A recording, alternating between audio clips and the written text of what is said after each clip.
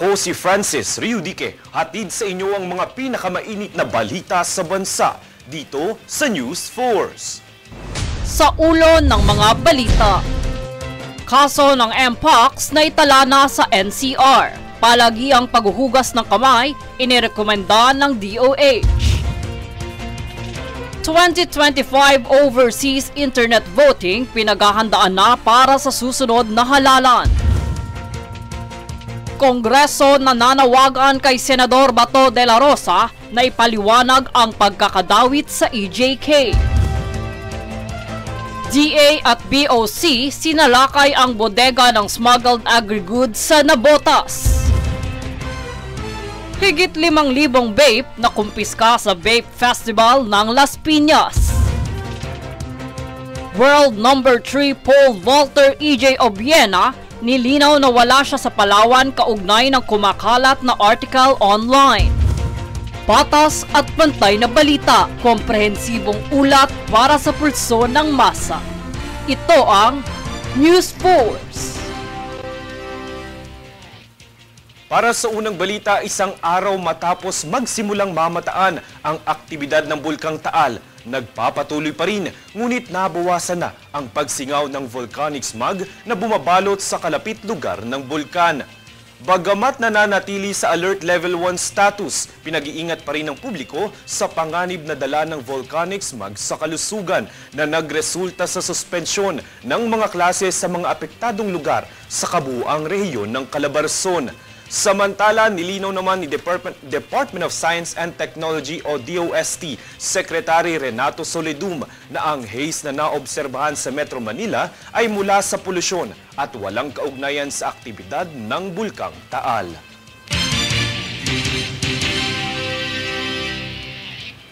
Kaugnay pang balita, bunsod ng volcanic smog o VOG na nagdulot ng mataas na antas ng sulfur dioxide emission mula sa Bulkang Taal ay pinag-iingat ng Department of Health o DOH ang publiko, lalo na ang mga residenteng naninirahan malapit sa Bulkang Taal. Ayon sa abiso ng kagawaran, ang usok o VOG ay masama sa kalusugan at maaari itong magdulot ng iritasyon sa mga mata, lalamunan at respiratory tract na maaaring maging lumalubha depende sa tagal ng pagkalanghap. Hinihikayat naman ng DOH ang lahat na maging handa, sundin ang mga dapat gawin at alamin ang pinakabagong update sa lagay ng bulkan.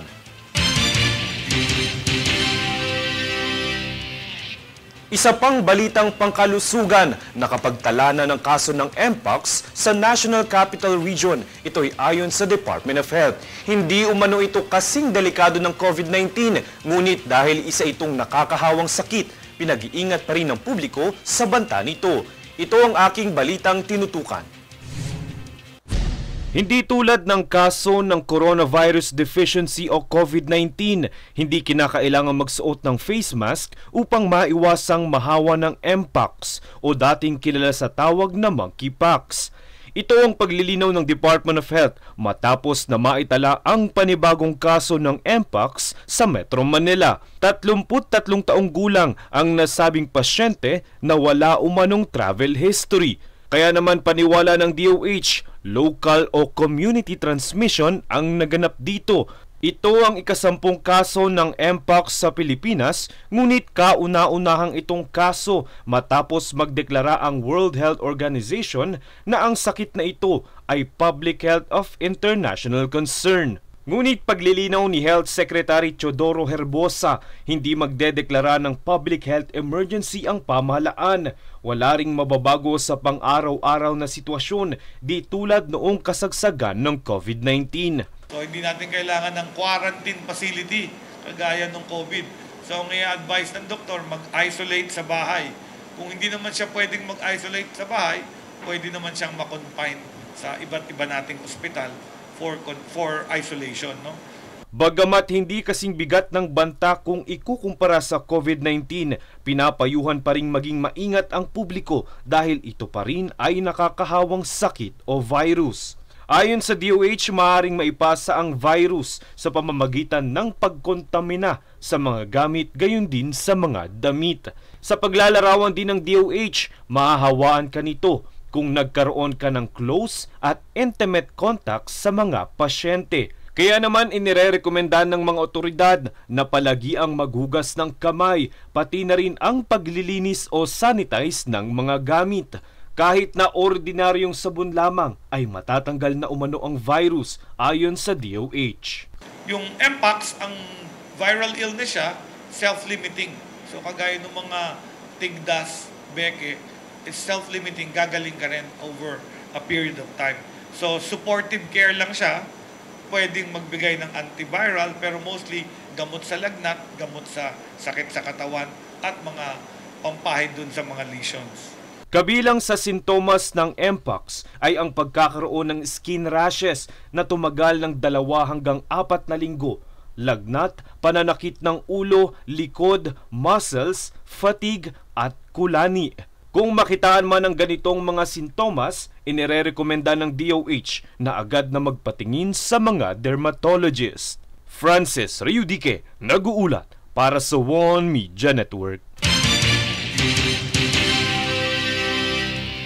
Sa ibang balita, ongoing na ang paghahanda para sa paglulunsad ng internet voting para sa mga Pilipinong nakatakdang bumoto sa ibang bansa sa darating na halalan sa susunod na taon.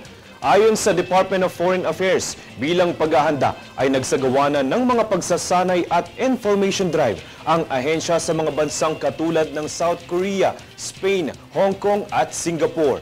Sa tala, mayroon ng 76 na foreign service post ang mga nakatakdang magsagawa ng internet voting sa 2025 elections. Layo na maisagawa ang internet voting upang mahikayat ang mga kapwa Pilipino sa ibang bansa na gamitin ang kanilang karapatan sa pagboto sa mas madali at mas maginhawang paraan ng proseso ng elektoral.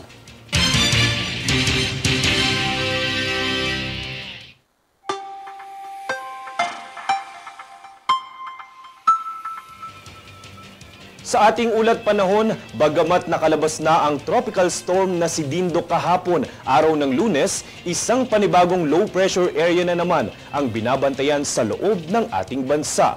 Matatagpuan ng LPA sa silangang hilagang silangan ng extreme northern Luzon. Sa kasalukuyan, nagpapatuloy naman ang epekto ng habagat sa Batanes, pati na rin sa Babuyan Islands na nakakaranas ng bahagyang pag-ulan at pagkulog. Gayon din ang Metro Manila at natitirang bahagi ng bansa, ngunit dulot naman ito ng localized thunderstorms.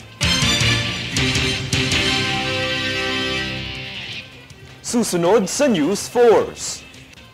Senado posibleng imbestigahan ang mga law enforcement agencies kaugnay ng pag-alis ng bansa ni Alice Guo. Makati nilinaw na hindi galing sa volcanic smog ang nararanasang mababang kalidad ng hangin sa lungsod.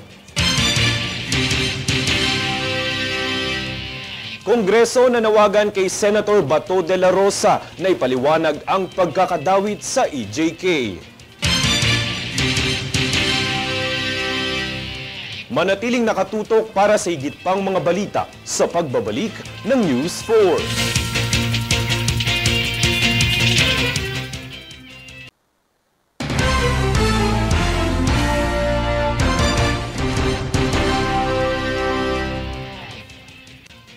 Marami ang nagulat matapos kumpirmahin ni Senator Risa Hontiveros na nakaalis na ng bansa si Alice Guo. Kaugnay nito, tinitignang anggulo ng senador ay may naging kasabwat umano sa mga opisyal sa pamahalaan ang dating alkalde. Narito ang aking ulat. Tuluyan ang nakaalis ng bansa si Alice Guo na isa sa mga high-profile fugitive kaugnay ng iligal na operasyon ng Pogo sa bansa. Ito ang inanunsyo ni Senator Risa Hontiveros sa isang pagdinig sa Senado. Batay ito sa kanyang ipresentang dokumento kung saan nagamit pa ni Guo ang kanyang Philippine passport. Nakuha ang dokumentong ito ng National Bureau of Investigation kung saan alas 12 ng tanghali noong July 18 ay nakarating si Guo sa Kuala Lumpur sa Malaysia. Ibig sabihin mahigit 1 buwan na ang nakalilipas nang makaalis ng bansa si Guo. Ayon pa umano sa isang source ni Hontiveros, nag-reunion pa sa Singapore si Guo kasama ang kanyang mga magulang na si Guo Jiansong at Wen Yilin at dalawa nitong kapatid na si Wesley Ong at Cassandra Ong.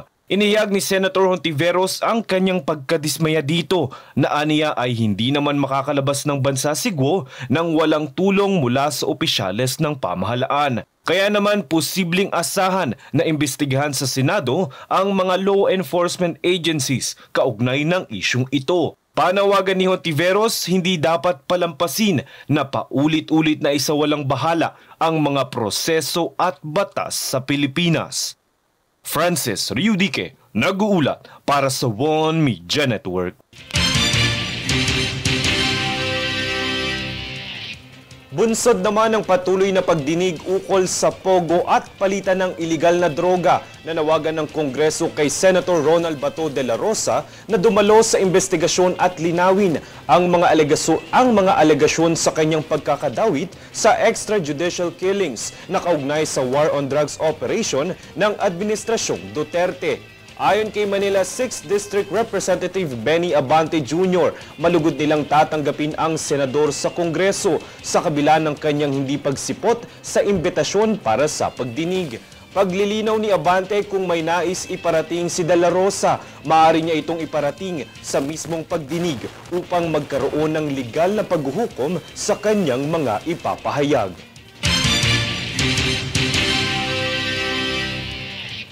Naglabas naman ng pahayag si Land Transportation Office o LTO Chief Assistant Secretary Attorney Vigor Mendoza II ukol sa kamakailang insidente ng pagsuway ng isang tauhan ng ahensya sa batas trapiko sa EDSA Busway.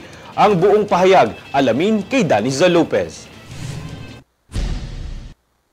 Sa kamakailang insidente sa EDSA Busway kung saan isang tauhan ng Land Transportation Office o LTO ang nahuli ng Special Action and Intelligence Committee for Transportation o SAIC ay inihayag ni LTO Chief Assistant Secretary Attorney Vigor Mendoza II ang kanyang labis na pagkadismaya.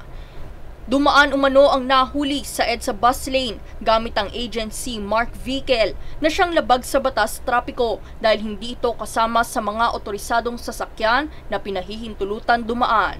Pagtitiyak ni Mendoza sa publiko, hindi nito kinukonsinti ang ganitong uri ng paglabag, mapamiyembro man ng ahensya o hindi. Inatasan naman ito ang mga opisina ng LTO na paalalahanan ang mga opisyal ng ahensya na sumunod sa batas sa EDSA Busway at maging mabuting ehemplo sa publiko hinggil sa pagsunod sa batas trapiko. Daniza Lopez, nag-uulat para sa One Media Network.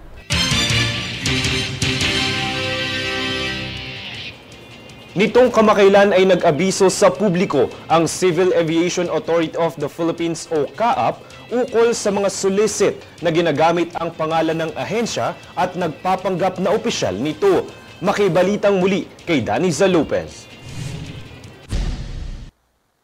Matapos makatanggap ang Civil Aviation Authority of the Philippines o CAAP ng mga ulat ukol sa kahinahinalang mga solicit mula sa mga hindi kilalang individual, ay binalaan nito ang publiko na walang ugnayan sa ahensya ang iligal na aktibidad na ito. Ayon sa ulat, nagpapanggap pa umanong tauhan ng CAAP ang mga hindi kilalang individual, gaya na lamang ng paggamit ng pangalan ng CAAP Director General at iba pang opisyal. Paglilinaw ng CAAP, hindi ito otorisado at hindi nito kinukonsinti ang ganitong klase ng iligal na gawain, kaya't hinihikayat nito ang publiko na agad ipagbigay alam sa kanilang opisina ang insidente para masampahan umano ng kriminal na kaso. Nananatili naman ang paalala ng CAAP na maging alerto at tumutok sa opisyal na communication channel ng ahensya para sa anumang anunsyo at lehitimong impormasyon. Daniza Lopez, nag-uulat para sa One Media Network. Samantala sa partisipasyon ng Philippine Air Force Tactical Operations at ng 6th Air Reserve Center ay humigit kumulang 1,000 mangrove propagules ang naitanim sa kahabaan ng baybayin sa Barangay San Pedro, Dapitan City sa Zamboanga del Norte, Kamakailan.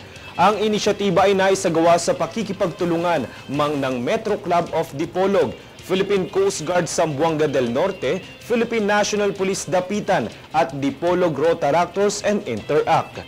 Nagsagawa rin ng Coastal Cleanup Drive para alisin ang mga basura, plastic at iba pang pollutants sa lugar kasabay ng proyektong pagtatanim ng bakawan. Ayon sa Philippine Air Force, ang proyektong ito ay bahagi ng mas malawak na pagsisikap sa pangangalagang layong itaguyod ang preserbasyon at sustainable na paggamit ng mga bakawan na mahalaga para sa proteksyon ng mga kalapit na komunidad at ecosystem.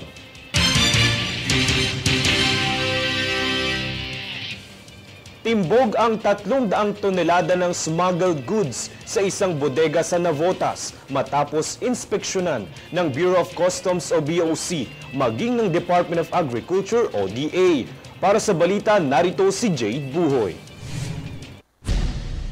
Sinalakay ng Bureau of Customs o BOC maging ng Department of Agriculture o DA ang isang iligal na imbakan sa Navotas na mayroong 300 tonelada ng smuggled vegetables tulad ng sibuyas at carrots. Ayon kay DA Secretary Francisco Chu Laurel Jr., ang ganitong uri ng iligal na kalakalan ay nakakapinsala sa kabuhayan ng mga magsasaka. Dahil dito idinirekta ng kalihim sa Bureau of Plant Industry na suspindihin ang mga permiso ng pag-aangkat ng nasabing gulay. Sa ulat, base sa pananalakay, mayroong 2 cold storage facility ang nasabing lugar kung saan naglalaman ito ng 132.75 tons ng puting sibuyas na nagkakahalaga ng 21.2 million pesos. Samantala, 89.89 tons naman para sa imported carrots na nagkakahalaga ng halos 13.48 million pesos. Kabilang din dito ang kamatis na may timbang na 36 na kilo, 10 kilo ng inoki mushrooms at 40-footer container van na mayroong laman na 72 tonelada ng imported white onions. Matapos nito, hinikayat ni Chu Laurel Jr. ang publiko ang agarang pagsuplong sa kanilang tanggapan ukol sa operasyon ng pamumuslit ng mga iligal na produkto. Jade Buhoy, nag-uulat para sa One Media Network.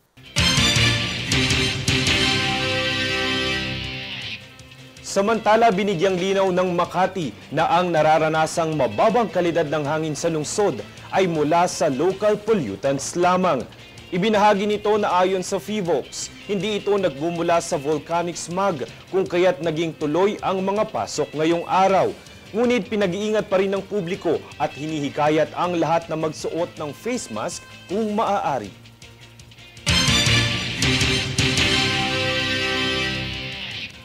Nais ng gobyerno na mas palawakin at paigtingin pa ang bagong Pilipinas Serbisyo Fair Caravan para lubos na mapakinabangan ng mga mamamayan sa bansa.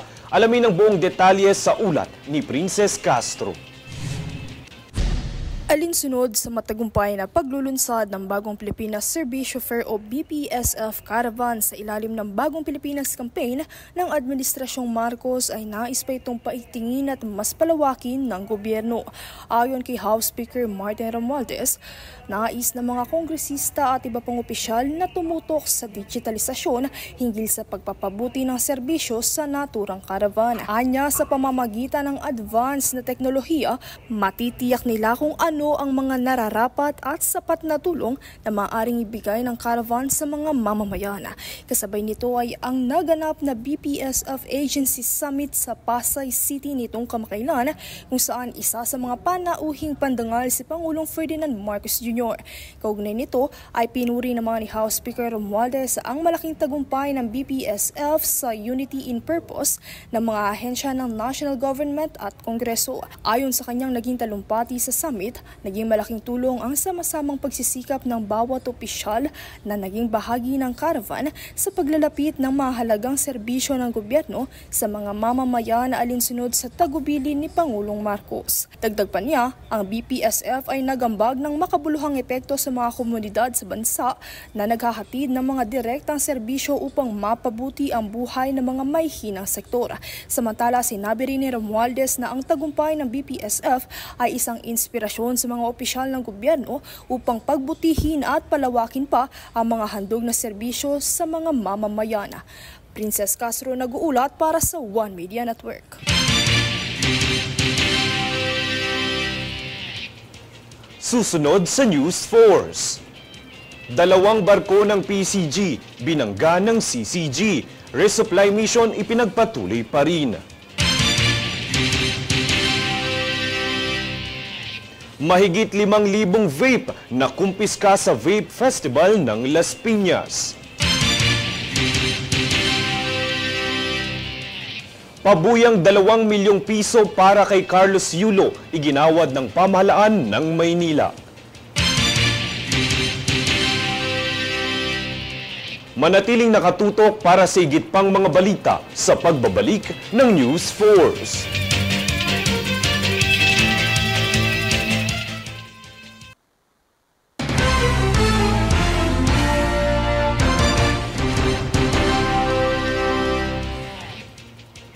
Dalawang barko ng Philippine Coast Guard ang binangga ng Chinese Coast Guard kung saan ang isa dito ay nagdulot pa ng isang malaking pagkabutas. Ito ang ipinahayag ni National Security Council Assistant Director General Jonathan Malaya na layon lang sana maghatid ng mga supply sa isla ng Patag at Lawak. Pasado 3:00 ng madaling araw nitong Lunes nang mangyari ang insidente na bagamat nagtamo ng mga pinsala ang mga barko ng PCG ay ipinagpatuloy pa rin ang resupply mission. Paggigit ni Malaya, iligal at agresibo ang ginawang aksyong ito ng China.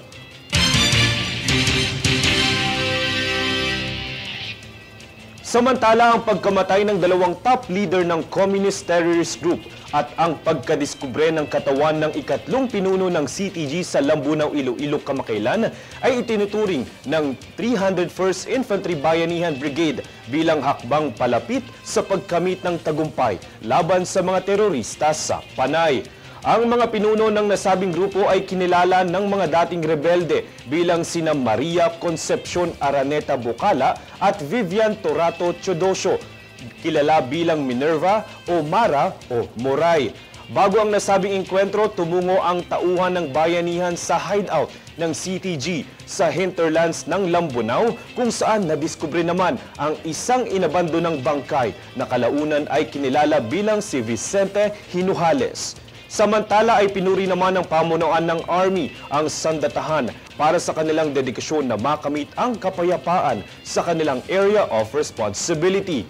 Patuloy namang nananawagan ng Philippine Army sa mga nalalabing CTG na sumuko at pakinabangan ang social reintegration programs ng gobyerno para sa mga dating rebelde.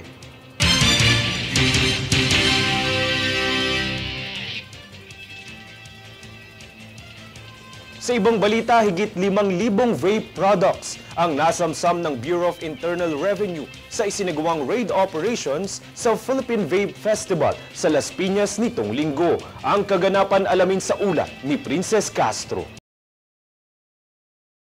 Kaugnay ng raid operation na isinagawa ng Bureau of Internal Revenue o BIR Illicit Trade Task Force nitong weekend sa Philippine Vape Festival 2024 sa lungsod ng Las Piñas ay nakumpirma na ang kabuuang bilang ng mga illegal vape product na nasawatan ng grupo.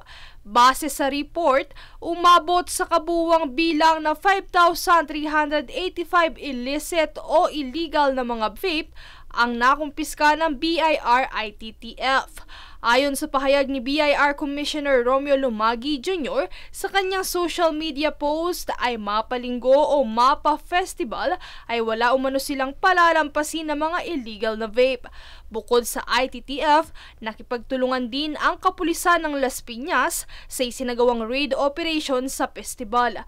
Sa operasyon na pag-alaman ng mga operatiba na marami sa mga negosyante na ito ay niloloko ang kapwa nila vape seller dahil ipinapaniwala nilang sila ay nag-comply sa BIR. Ngunit napatunayan naman ng BIR na ang mga naturang produkto ay hindi nagtataglay ng mga internal revenue stamps. Ang revenue stamp ay ang nagsisilbing katunayan kung ang mga vape na ito ay tax compliant. Dahil dito, agarang isinagawa ng BIR-ITTF ang raid pagkatapos makumpirma ng surveillance na may mga nakadisplay at ipinagbebenta na illicit vape na walang internal revenue stamps. Sa kabila nito, git na mapahayag ng naturang festival na nagkaroon sila ng compliance summit. Ito naman ay mariing pinabulaanan ng ahensya bunsod ng ebidensyang walang revenue stamps ang mga produkto sa festival. Princess Castro nag-uulat para sa One Media Network.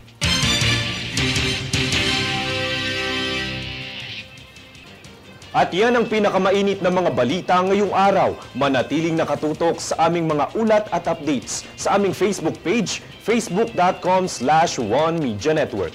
Ako si Francis Riudique at ito ang News Force.